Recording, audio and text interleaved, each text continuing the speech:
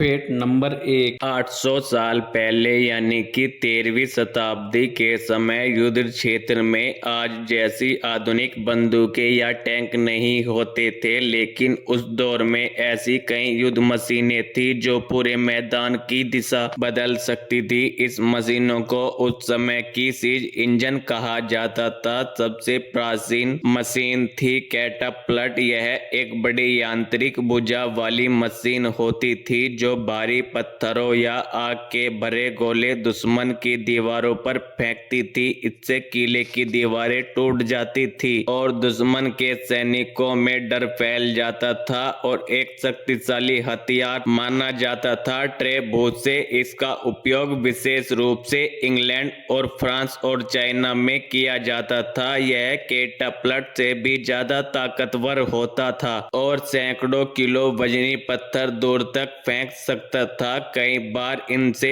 आग के गोले या सड़े हुए पदार्थों भी फेंके गए थे ताकि दुश्मन के अंदर बीमारी और डर फैल सके। इसके अलावा बैटरिंग की मशीनें होती थी जो भारी लकड़ी के लट्ठे से बनी होती थी। इसे सैनिक मिलकर किले के दरवाजे पर मारते थे जिससे दरवाजा टूट जाता था। उस समय मंगोल एम्पायर की सेना इस युद्ध मशीन का उपयोग में बहुत माहिर थी। उन्होंने एशिया और यूरोप के कई हिस्सों में इन तकनीकों से जीत हासिल की थी। इस मशीने के कारण युद्ध केवल तलवार और घोड़ों तक सीमित नहीं रहती, बल्कि रणनीति, इंजीनियरिंग और तकनीकी की जीत सबसे बड़ा कारण यही माना जाता था। यही कारण है कि 800 साल पहले मशीनें युद्ध क्षेत्र की नियंत्रित करने में अहम भूमिका निभाती थी। Fact number 2। एक 2.2 अरब डॉलर की सोलर परियोजना जो उम्मीद के मुताबिक सफल नहीं हो पाई। लास वेगास के पास स्थित सोलर जनरेटिंग स्टेशन को नवीनीकरण ऊर्जा में एक बड़े पैमाने के प्रयोग के रूप में बनाया गया था। 1,70,000 से अधिक दर्पण सूरज की रोशनी को 3 टावरों के ऊपर लगे बोलरों की ओर परिवर्तित करते हैं, जिससे भाप बनती है और बिजली उत्पन्न की जाती है। इंजीनियरिंग के नजरिए से यह विचार काफी प्रभावशाली था, लेकिन व्यावसायिक नजरिए से इसके नतीजे मिले जुले रहे हैं। बताया जाता है कि यह प्लांट सालाना लगभग 30 मिलियन डॉलर का राजस्व उत्पन्न करता है, जो इसकी निर्माण लागत की तुलना में काफी कम है। उच्च संचालन और रखरखाव खर्चों के कारण मुनाफा कमाना मुश्किल हो गया। इसी दौरान पारंपरिक सोलर पैनल सस्ते, सरल और अधिक कुशल होते गए, जिससे कि जटिल डिजाइन का लाभ कम हो गया। समय के साथ इसके संचालन को कम कर दिया गया है। आज इस परियोजना को अक्सर एक उदाहरण के रूप में बताया जाता है कैसे नवाचार, लागत संरचना और सही समय तीनों का एक साथ मेल होना जरूरी है। व्यवसाय में स्मार्ट आइडियाज को भी लंबे समय तक काम करने के लिए मजबूत आर्थिक आधार की जरूरत होती है। Fact number 3। वह नारंगी रंग का धुआं असल में वही चीज दिखाता है जो आमतौर पर हमारे घर की हवा में दिखाई नहीं देती। इस प्रयोग में एक ऐसा बंद कमरे में धुआं और बेहद छोटे छोटे कण छोड़े जाते हैं ताकि यह समझाया जा सके कि खाना पकाने, केमिकल क्लीनर, फर्नीचर, धूल, मिट्टी, एलर्जी और जलने से निकलने वाले प्रदूषण घर के अंदर कैसे जमा होता है। इसमें ज्यादातर कण PM2.5 होते हैं, इतने बारीक कि ये नाक को पार कर सीधे फेफड़ों में जमकर बैठ जाते हैं। एयर प्यूरिफायर गंदी हवा को लगातार अपने अंदर खींच लेता है और उसे एक मजबूत फिल्टर से गुजरता है। यह सूक्ष्म कण फंस जाते हैं, उनका कार्बन फिल्टर जहरीली गैसों को और बदबू को सोख लेते हैं। इस तरह जो प्रदूषण हवा में घूमता रहता है वो धीरे धीरे बाहर निकल जाता है। जब घर की हवा साफ होती है तो सांस लेना आसान होता है, एलर्जी कम होती है और दिल व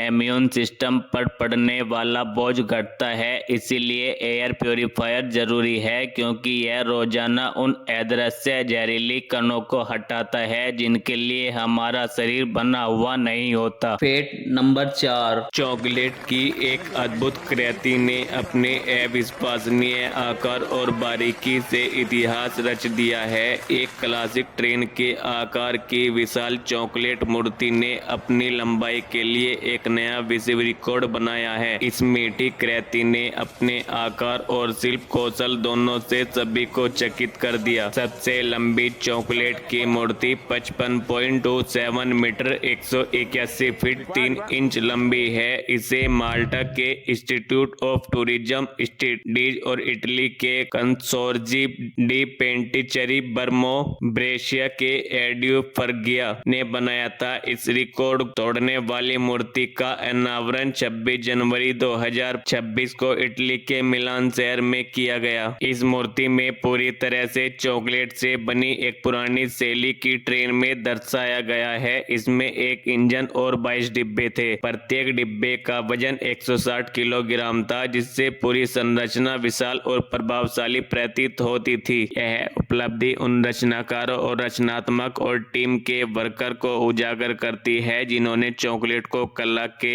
इतने विस्तृत और रिकॉर्ड में बदल दिया। Fact number 5। यह कोई खिलौना नहीं है बल्कि एक हाई प्रेशर कृषि सिंचाई स्प्रिंकलर है, जिसे अक्सर रेन गन कहा जाता है। यह उपकरण बड़े खेतों में घूमते हुए चाप आर्क में पानी छिड़कने के लिए बनाए जाते हैं, जिसे कृषि वर्षा जैसा प्रभाव पैदा होता है। पंप की मदद से चलने वाली ये मशीनें सैकड़ों फीट दूर तक पानी फेंक सकती हैं और फसलों पर समान रूप से पानी वितरित करती हैं ताकि सूखे इससे न रहे और उत्पादन बेहतर होता है। रेनगन का उपयोग उन क्षेत्रों में आम है जहां ड्रिप सिस्टम व्यवहारिक नहीं होता, जहां किसानों को तेज और बड़े क्षेत्रों में सिंचाई की आवश्यकता होती है। दबाव नोजल के आकार और घूमने की गति को नियंत्रित करके किसान यह तय कर सकता है कि कितना पानी दिया जाएगा, जिससे संसाधनों की बचत होती है और पूरा खेत अच्छी तरह से सिंचित होता रहता है। Fact number 6। 105 साल पुराना बुलडॉग लेंज ट्रैक्टर, जो मूल रूप से जर्मनी में बना था, हाल ही में पंजाब जालंधर में खोजा गया। 1921 मॉडल का यह tractor signal cylinder hot bulb engine के साथ आता है। यह ऐतिहासिक ट्रैक्टर अब अमेरिका के कैलिफोर्निया के एक म्यूजियम में है, जिसे 1.25 करोड़ रुपए में बेचा गया था। यह 1921 में जर्मनी में बना लैंड बुलडॉग HL12 मॉडल है, जो लगभग 105 साल पुराना है। यह 12 horse power signal cylinder hot bulb engine से चलता था, जिसे शुरू करने के लिए पहले गर्म करना पड़ता था। यह ट्रैक्टर जालंधर के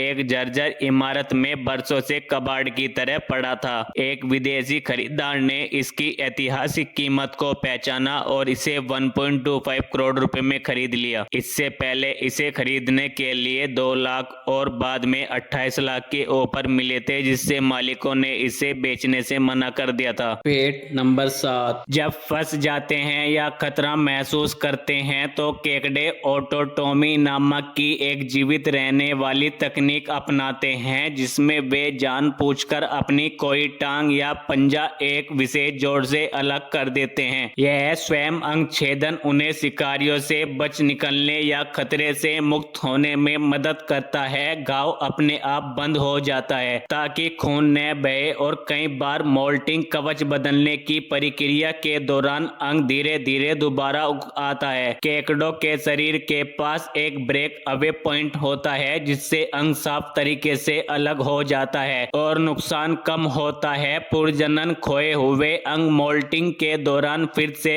उग सकते हैं। शुरुआत में छोटे होते हैं और समय के साथ पूरा आकार पा लेते हैं। यह रचनात्मक रणनीति है जिससे वे शिकारियों या चोट से बच सके। हालांकि वे अंग दोबारा उगा सकते हैं, लेकिन बार बार अंग खोने पर यह क्षमता कम हो जाती है। Fact number 8। जब रोशनी कांच के अंदर जाती है तो उसकी चाल बदल जाती है और वह मुड़ जाती है। इसी कारण कभी रोशनी एक जगह इकट्ठा होती है और कभी फैल जाती है। मोटा कांच उत्तल लेंस रोशनी को बीचों बीच जमा करता है, इसलिए उसका उपयोग आंखों, कैमरों और मैग्नीफाइंग ग्लास में होता है। पतला कांच अवतल लेंस रोशनी को फैलाता है, जिससे से देखने की समस्या सुधर जाती है। प्रिज्म और मुड़ा हुआ कांच रोशनी की दिशा बदल देता है। यह कोई जादू नहीं बल्कि विज्ञान का सरल नियम है जो बहुत चीजों में काम करता है।